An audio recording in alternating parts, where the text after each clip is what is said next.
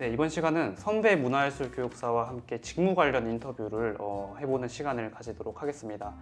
17년도에 문화예술교육사 취득하신 이화영 선생님, 그리고 20년도 취득자 서지원 선생님 모시겠습니다. 안녕하세요. 안녕하세요. 네, 선생님 이제 영상 보고 있을 문화예술교육사 분들에게 간단한 자기소개 부탁드리겠습니다. 안녕하세요. 저는 충남 부여군에서 서론이 굉장히 긴 공간을 운영하고 있는 들판입니다.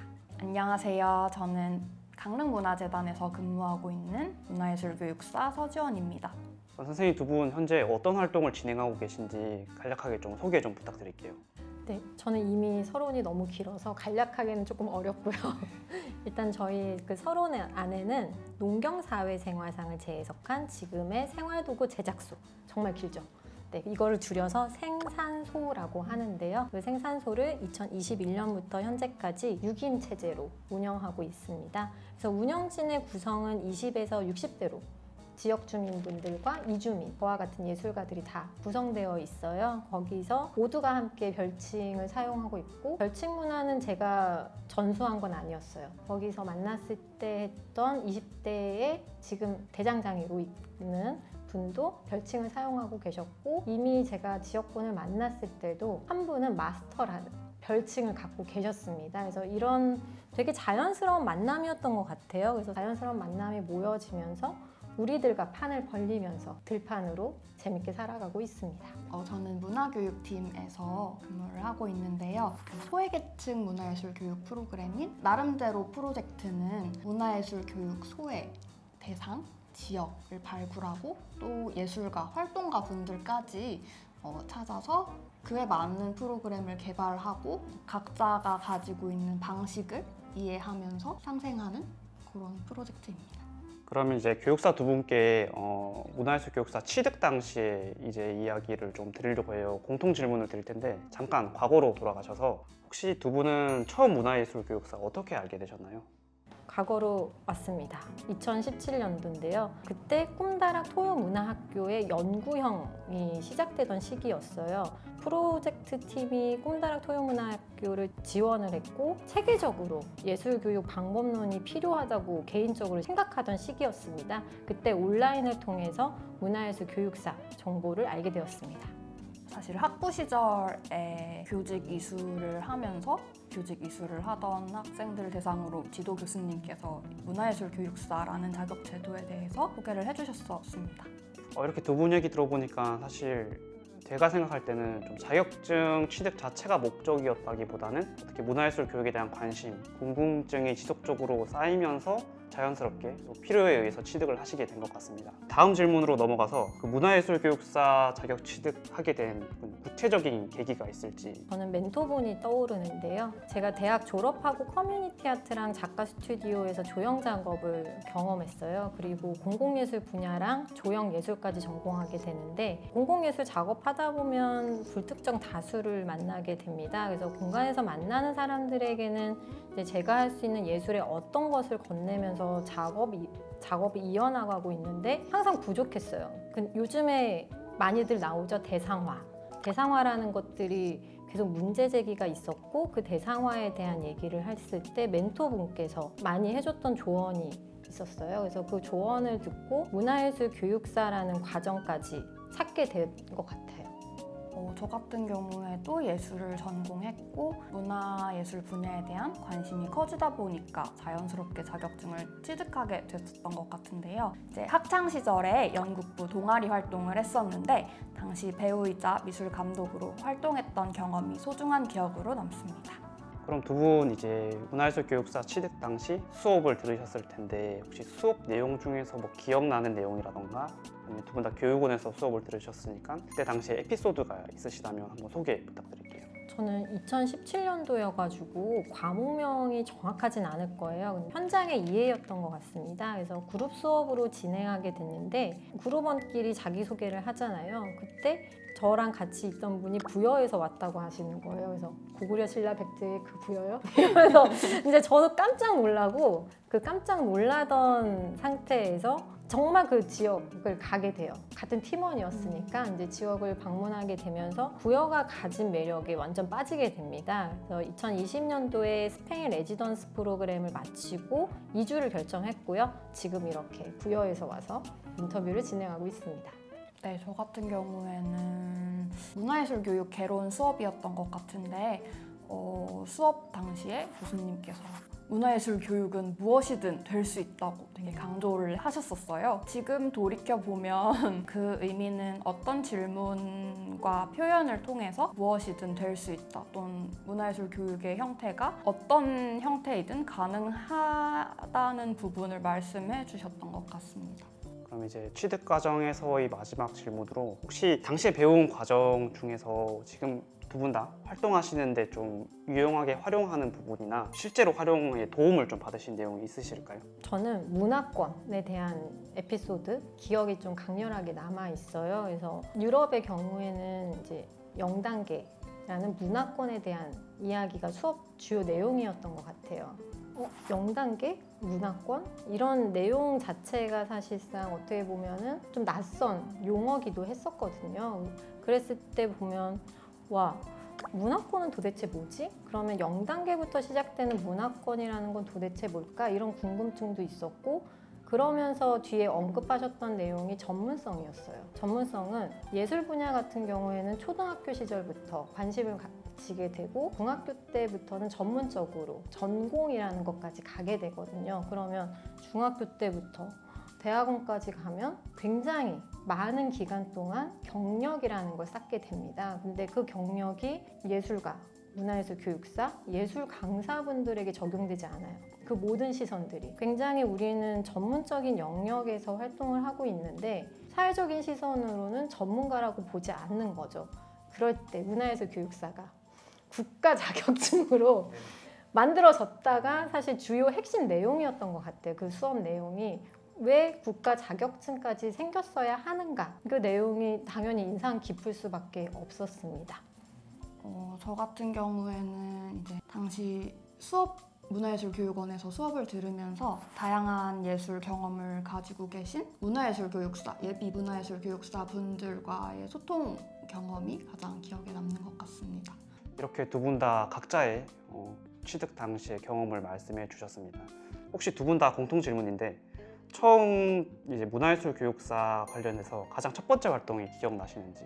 네, 기억에 많이 남습니다. 그때 처음 참여했던 꿈다락 토요문화학교가 연구 분야에서도 저희가 지원했던 게 미디어였어요. 그 미디어라는 거 그리고 혹은 뭐 공공 그 다음에 예술이라는 영역 안에서 이제 시민들까지 확장되는 개념이었는데 사실 꿈다락 토요문화학교가 생겼던 계기나 이런 생각을 하다 보면은 시민과 공공 영역이 그 당시에 가장 중요했다고 생각을 하고 있었고 거기에 미디어라는 것들이 껴들어 왔을 때까지의 설계가 있었기 때문에 아마 저희가 선정됐을 거예요. 근데 다만 부족했어요. 예술가였죠. 예술가였지만 문화예술 교육사 같은 경우에는 사실 좀 두루두루 많은 영역을 좀 봐야 하는데 두루두루 보는 영역에 시선이랄까요? 그게 상당히 부족했던 것 같아요. 그러니까 왜 교육을 해야 하는가? 이 부분이 많이 놓쳤던 거죠. 네, 처음엔 어떻게 보면 예술가로 시작하셨지만 좀 또 교수, 교육과 관련된 역량이 필요하셔서 또 추가적으로 그런 기억이 있으시고 그러면 서지연 선생님께서는 가장 첫 번째 활동 기억나시는 게 있으실지? 저는 사실 자격증을 취득하고의 첫 번째 활동은 아닌데요. 강릉문화재단에서 일하면서 강릉문화재단과 강릉시 지역건축사회의 도움으로 진행했었던 어린이 건축학교라는 프로그램과 성인대상 프로그램이었던 골목길 투어라는 프로그램이 가장 기억에 남는 것 같습니다. 그 프로그램들이 사실 제가 주된 역할을 했었다기보다는 조금 보조로 프로그램 운영을 도왔었던 거였는데 그때 뭔가 참여했던 학생들이나 프로그램에 참여하셨던 분들이 지역에 대해서 알아가는 새로운 계기가 되었다. 이렇게 사실 강릉에 살고 있는데도 강릉을 잘 모른다. 근데 이 프로그램을 통해서 그런 걸 많이 알 수 있는 계기가 되었다는 그런 피드백들을 들으면서 뭔가 지금 내가 여기에 존재하고 있는 이유? 뭔가 뭐랄까요? 그런 뭔가 보람을 느끼니까 지금 육체적으로 힘들더라도 그 보람에 중독됐다는 그런 느낌을 받음으로써 뭔가 강렬했던 기억으로 남는 것 같습니다. 네. 제가 사실 이 질문을 드린 이유가 최근에 저희 문화예술교육사 취득 현황을 좀 살펴보면 거의 70~80%가 20, 30대 사회초년생 분들이세요. 사실 그 기억을 되돌려보면 처음 시작은 누구나 좀 어렵잖아요. 선생님 같은 경우에도 당시 예술가이셨지만 좀 교수 역량, 교육 역량이 좀 부족하다고 느끼셨고, 선생님 같은 경우도 처음 시작은 어떤 프로그램을 기획, 운영을 주도하는 게 아니라 보조하는 역할로 시작을 하셨는데, 처음 시작은 누구나 좀 미약할 수밖에 없는 것 같습니다. 그런 미약함들이 점점 쌓여가면서 이렇게 인터뷰까지 진행을 하시고 그런 과정이 있는 것 같습니다. 다음 질문으로 넘어가서 좀 이화영 선생님에게 좀 포커스를 맞춰서 질문을 좀 드려보겠습니다. 혹시 지금 문화예술 교육 프로그램을 기획하실 때 가장 중요하게 생각하시는 부분이 있을까요? 가장 중요하게 생각하는 부분은 이제 앞서도 많이 말씀드렸는데, 저는 비어있는 부분이 있고 거기에 필요해서 문화예술 교육을 배웠고 그 다음에 설계를 하고 계획을 세우는데요. 거기서 알게 된 부분입니다. 그래서 내가 만나야 하는 대상자, 그리고 이 대상자들과 내가 생각하고 있는 프로그램이 유기적으로 연결되고 있는가 집중적으로 보고 있고 좀 핵심적으로 보고 있어요. 그래서 예술 영역에서는 사실상 설명하지 않아도 되는 부분이 많아요. 그런데 문화예술 교육에선 그러면 저는 안 된다고 보고 있습니다. 어떤 부분을 왜 적용했는지, 그리고 이 부분을 나는 왜 관심을 두고 있는지를 대상들하고 함께 나눠야 돼요. 이게 그냥 나만의 작업이 아니거든요. 그래서 이런 부분이 저는 중요하고, 그러니까 창작 영역과 예술 교육 영역에서 같이 유기적인 연결 부분이 저는 잘 이루어지고 있는가를 계속 끊임없이 좀 점검하는 편입니다. 선생님, 그럼 좀 질문을 더 연계해서 제가 1부 때 문화예술 교육사 분들에게 추천해 줄 만한 사업들, 그거를 좀 소개를 해드렸는데, 혹시 선생님께서 그 사업 공모를 준비하실 때 혹시 제안서를 쓰시는 과정에서 선생님들한테 해줄 수 있는 팁 이런 것들 이야기가 있을지 질문을 드리고 싶어요. 팁이라기보다는 사실은 가장 중요한 게 있어요. 이 공모가 왜 시작되었는가. 그러니까 이 공모는 이 기관에서 왜 이거를 만들었는가. 그러면은 사실 두루두루 봐야 돼요. 주변부를 볼 수밖에 없거든요. 그 주변부를 봤을 때 사실상 보면은 내가 막 하고 싶다고 공모 사업을 내는 게 아니에요. 그냥 내 역량도 사실 너무 중요하지만 이 사업이 왜 지금 이렇게 공모가 떴는가. 그렇다면 필요하다는 거거든요. 그 지역에 혹은 그 기관에, 그 기관에서 바라보고 있는 어떤 방향성이 있어요.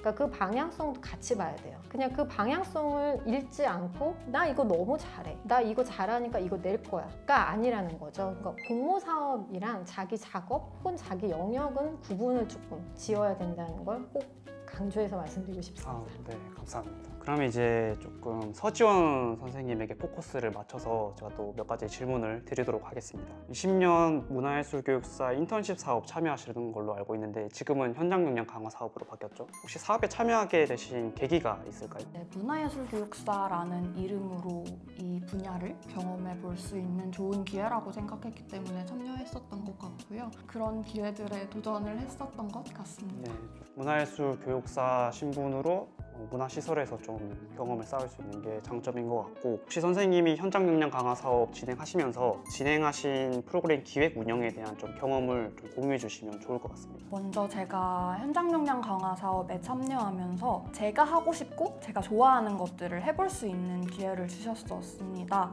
다만 고려해야 될 점이 있었다면 지역 문화 자원을 활용해서 프로그램을 개발하는 것이었습니다. 지역에 대해서 알아가는 여러 환경에 저를 노출시켰고 문화예술 교육뿐만 아니라 그냥 저를 문화예술에 상당 빠뜨렸다고 해야 될까요?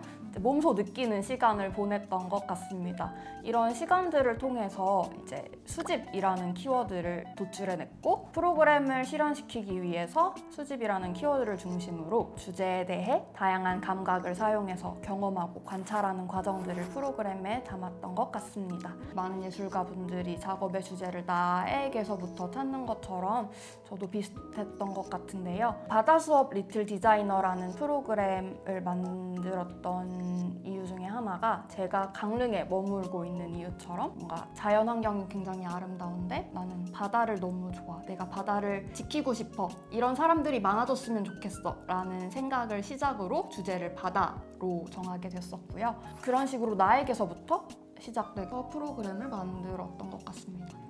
선생님 말씀을 이렇게 들어보니까 제가 생각할 때 이 문화예술교육사 현장 역량 강화 사업의 조금 장점이라고 할 수 있는 부분은 자신의 지역을 연구로 시작을 해볼 수 있다는 것 같아요. 왜냐하면 선생님께서도 강릉에서 계속 거주를 하시면서 연구를 통해서 활동을 하셨는데 이 부분 조금 교육사분들이 알고 계시면 좀 도움이 되실 것 같습니다. 다음으로 다음 질문으로 넘어가겠습니다. 현장 역량 강화 사업에 관심 있는 교육사가 조금 있을 것 같은데 좀 이것만은 좀 미리 알고 가면 좋겠다 하시는 게 있을까요? 경험이 다양하면 좋을 것 같습니다.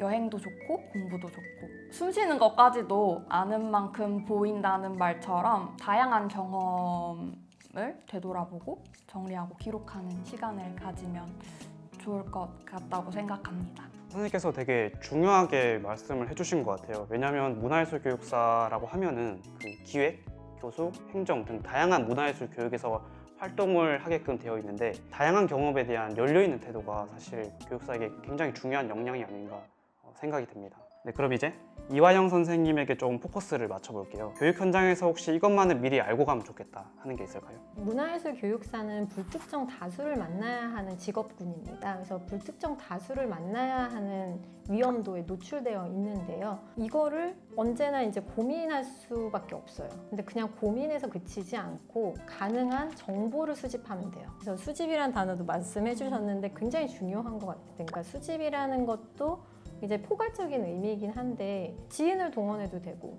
그냥 검색으로도 좋고 기관의 도움을 받아도 좋고 아니면 여행을 가봐도 좋을 것 같아요. 나의 스타일만의 정보 수집 방식을 찾아내시는 거, 그게 저는 좀 추천해드리고 싶은 방법이고요. 내가 혹은 우리 팀이 만나야 되는 대상자들하고 이야기를 나누고 준비한 프로그램을 할 수 있어요. 그렇지 않으면 막 아무리 치밀하게 준비한다? 그럴 수 없어요. 그러니까 이게 흐름대로 가지 않아요. 흐름대로 가지 않기 때문에 치밀한 수업 준비보다는 궁금증. 나는 이들하고 만나고 싶어. 그리고 여기 내가 가는 장소는 이런 정보가 있어. 를 좀 충분하게 하고 가시면 어디를 가든 누구를 만나든 나를 지키면서 혹은 내 프로그램을 지키면서 수업이 진행될 거라고 저는 확신합니다. 그럼 이제 다음 질문으로 혹시 시작하는 교육사분들이 좀 참고할 수 있는 자료, 사이트가 있다면 좀 소개 부탁드릴게요. 저 진짜 좋은 거 알고 있어요. 혹시 어떤? 아르떼 365. 선생님 아르떼 365를 되게 잘 말씀하신 게 저희가 그 일부 문화예술 교육사 소개 시간에 제가 365를 빠뜨렸습니다. 네, 그래서 말씀 되게 잘해주셨고 저희가 이 링크 상단에 띄워드릴 테니까 한번 확인해 보시면 좋을 것 같아요. 한국문화예술교육진흥원에서 운영하는 웹진인데요. 문화예술 교육에 대한 다양한 이야기들, 매개자들과의 인터뷰 그리고 트렌드들을 좀 확인할 수 있는 사이트니까 꼭 한번 확인해 보시면 좋을 것 같습니다. 다음으로 서지원 선생님께 조금 이제 포커스를 맞춰 볼게요. 혹시 그 기관에서 일하게 된 계기나 동기가 있으시면 한번 말씀해 주시겠어요?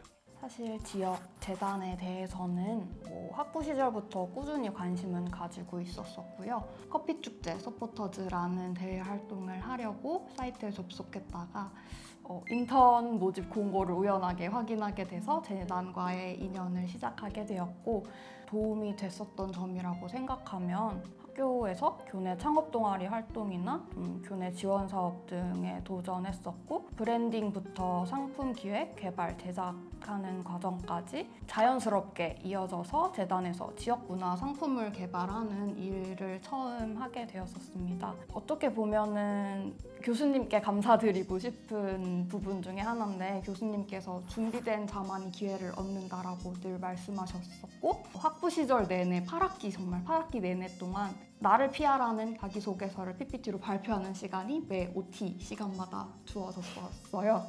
되게 잔인한 과제였는데 당시에는 지금 돌이켜보니까 교수님 감사합니다. 뭔가 그런 준비 과정이 있었기에 좀 우연하게 마주치게 된 기회를 잡을 수 있었던 것 같습니다. 저희가 지금 인터뷰가 종반으로 치닫고 있는데 지금 두 분의 말씀을 들어보고 좀 중요한 키워드가 있는 것 같아요. 좀 자기 자신에 대해서 알아가는 것, 자기 자신에 대해서 아는 것이 되게 중요한 것 같습니다. 이화영 선생님께서도 자기 언어를 앞서서 말씀해 주셨고 선생님 같은 경우에도 학부 시절에 자기 자신에 대해서 쓰고 그런 소개하는 것들 이런 것들을 말씀해 주셨는데 어떻게 보면 우리가 내가 좋아하는 것들, 내 취향들 내가 하고 싶은 것들을 사실은 당연히 아는 거 아니야? 라고 생각할 수 있지만 은근히 모른다는 말이죠. 네, 그래서 보고 계신 교육사분들도 좀 내 자신에 대해서 한 번 더 좀 알게 되는 내 자신에 대해서 좀 알아보는 것들이 좀 중요한 것이 아닌가 생각이 듭니다. 선생님 이제 올해 그 현장 역량 강화 사업 담당자로서 이 사업을 지금 참여하시는 걸로 알고 있는데 채용된 교육사반은 어떤 경험을 좀 공유하게 되실까요? 제가 프로그램의 그 사업에 참여할 당시 저를 믿어주시고 제가 하고 싶은 걸 할 수 있도록 어떻게 보면 판을 깔아주신 거죠. 그랬던 것처럼 저도 이제 채용되시는 문화예술 교육사분께 그런 역할을 할 수 있도록 노력하고 있습니다. 네, 되게 감회가 좀 새로우실 것 같아요. 되게 기분이 좀 이상할 것 같기도 하고. 네. 혹시 그럼 이제 다음 질문으로 그 문화재단에 근무하는 사람의 경우 좀 이런 성향이 맞을 것 같다. 혹은 개발하면 좋을 역량이 있다고 생각하시는 거 있으면 좀 말씀 부탁드릴게요. 어떤 성향의 사람이라고 한다면 그 MBTI 테스트에서 J와 P의 영역에 빗대서 말씀을 드리면 J는 굉장히 계획적이고 P는 즉흥적인 면을 가지고 있는 성향의 사람인데요. 계획적인 J이지만 제가 느끼기에는 계획대로 되는 일보다는 좀 다양한 환경에 노출되다 보니까 사람도 다양한 사람을 만나고 어떤 일이 벌어질지 모르는 곳이더라고요. 그런 곳에서 때로는 그런 P가 될 수 있는 그런 사람이라고 말씀드릴 수 있을 것 같습니다. 뭔가 그런 프로그램을 운영한다는 큰 틀은 짜여져 있지만 아무것도 정해진 게 없는 좀 흘러가는 대로 몸을 맡길 수 있다면 좋을 것 같습니다. 혹시 제가 좀 이렇게 두 분 이야기를 듣다 보니까 또 하나의 공통된 좀 키워드를 뽑아볼 수 있을 것 같아요. 선생님께서도 프로그램 운영할 때 이런 전반적인 계획 같은 거는 짜놓되 사실 흘러가듯이 좀 즉흥적으로 이루어지는 부분이 많기 때문에 라는 말씀을 해주셨고 이화영 선생님 같은 경우에도 앞서서 정보를 취합하고 여러 가지 정보를 미리 계획하는 건 중요하지만 현장에서는 내 뜻대로 이루어지는 것이 없다라고 말씀을 해주셨잖아요.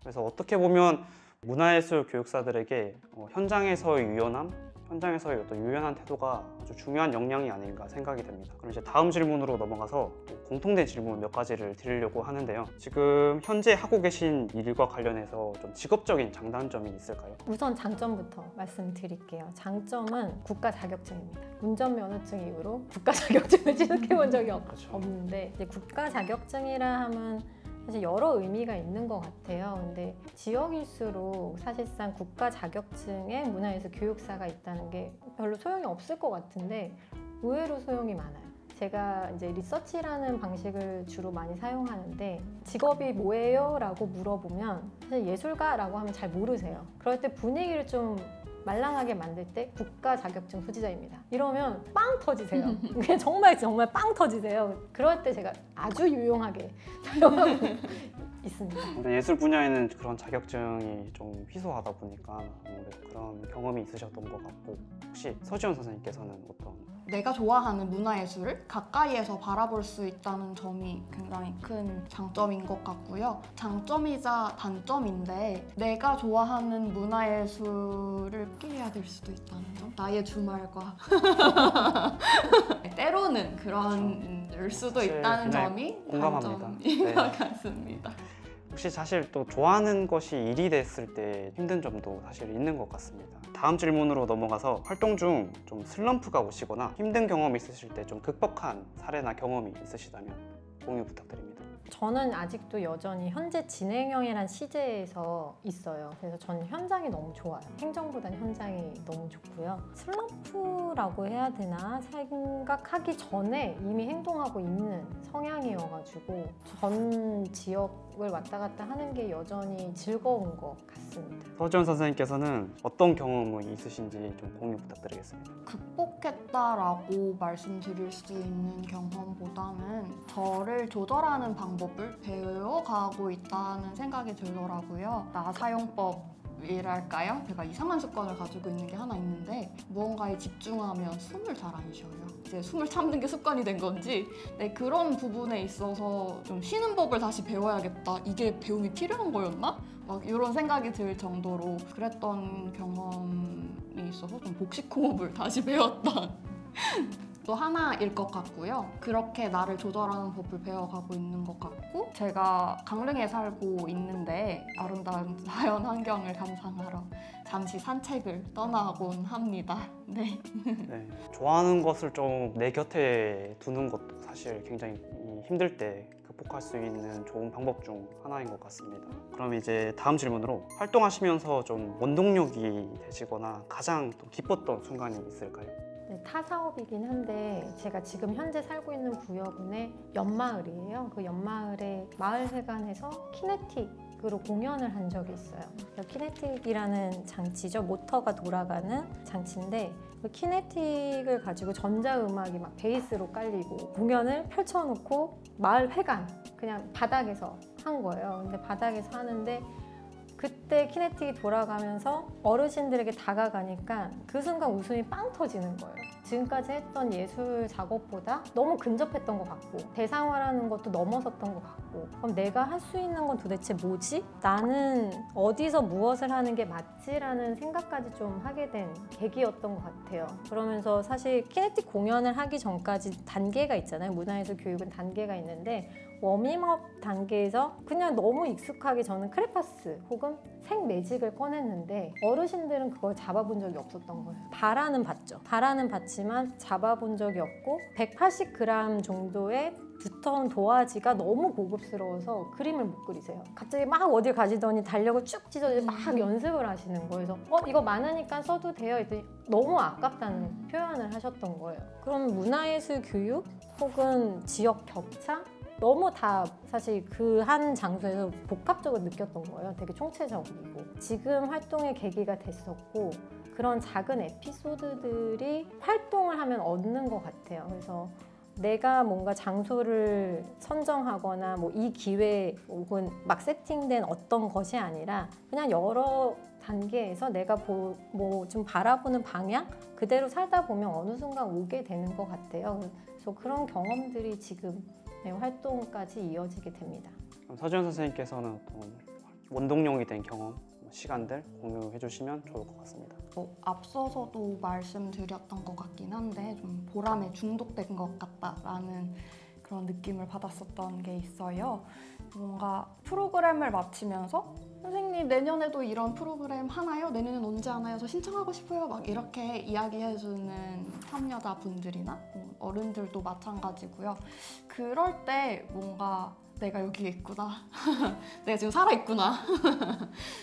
좀 정신적으로 육체적으로 힘들더라도 그런 피드백을 주시는 분들이 계실 때가 기억에 남는 것 같습니다. 현장 역량 강화 사업으로 진행했던 프로그램 바다 수업 리틀 디자이너라는 프로그램을 진행하면서는 사실 제가 바다를 좋아하는 그래서 바다를 좋아하게 되고 그래서 바다를 지키고 싶다는 생각으로 시작을 했었잖아요. 프로그램을 진행하면서 아이들이 나는 이런 기억들이 있었고 그런 기억들을 예술로 표현해 보면서 그런 뭔가 바다에 있는 미세 플라스틱 이런 걸 표현하기도 하고 막 그런 부분에서 내가 먼저 아이들이 먼저 난 이런 바다를 지키고 싶어요 라는 이야기를 먼저 해줬을 때 되게 보람 있었던 것 같습니다. 그럼 이제 선생님 두 분께 좀 마무리 질문을 드려야 될 것 같습니다. 우선 공통적으로 드리는 질문인데 선생님들이 생각하시는 문화예술 교육사의 정의는 무엇입니까?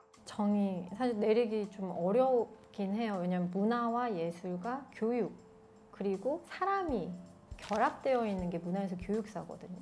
그러면은 나는 어떤 문화를 바라보고 있는지, 그리고 나는 어떤 예술을 좋아하는지, 내가 선호하는 교수법은 무엇인지, 그리고 나는 어떤 사람인지 이거를 총체적으로 바라봐야 되는 것 같아요. 그래서 한마디로 좀 정의 내리기는 좀 어렵고 좀 재밌게 표현하자면 부동산업자?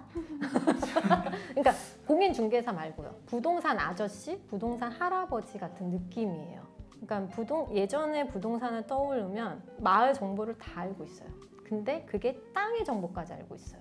그러면서 문화, 역사, 문화까지 다 꿰고 있어요. 이 집 선사는 뭐고 몇 대손이 어쩌고 저쩌고 막 이거부터. 예전에 부동산은 그런 역할을 했었고 거기에 모여들면서 우리 집안 혹은 옆 마을, 뭐 이웃을 걱정하는 말들이 많이 오고 갔거든요. 문화예술 교육사가 그런 역할을 할 수 있지 않을까라는 좀 생각을 하고 있습니다. 뭔가 사람들이 삶을 여행이라고 비유하는 것처럼 이 여행에 있어서 안내자 역할을 한다고 생각해요. 뭐 새로운 문화예술 세계로의 안내자일 수도 있고 또 새로운 경험을 할 수 있도록 도와주는 사람일 수도 있고요. 또 문화예술 교육사가 그런 역할을 하면서 사람들과 함께 성장해 나가는 사람이라고 생각합니다. 이제 마지막으로 이 영상을 보고 있을 후배 교육사분들에게 마지막 한마디 해주신다면? 내가 가진 전문성을 믿으세요. 그리고 나와 함께할 동료를 꼭 구축하시길 바랍니다. 네, 서지원 선생님께서.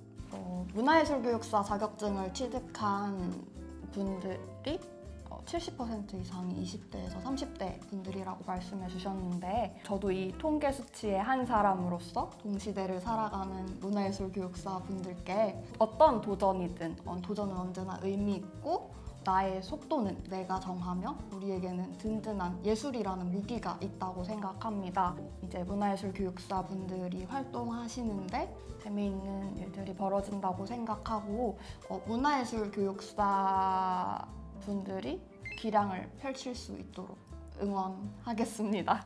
문화예술 교육사, 선배 교육사분들과의 시간은 이렇게 마무리하도록 하겠습니다. 사실 더 이야기를 나눠보고 싶지만 보내드려야 되기 때문에 오늘 너무 뜻깊은 시간 함께 해주셔서 두 분께 너무 감사드립니다. 오늘 모두 고생하셨습니다. 감사합니다.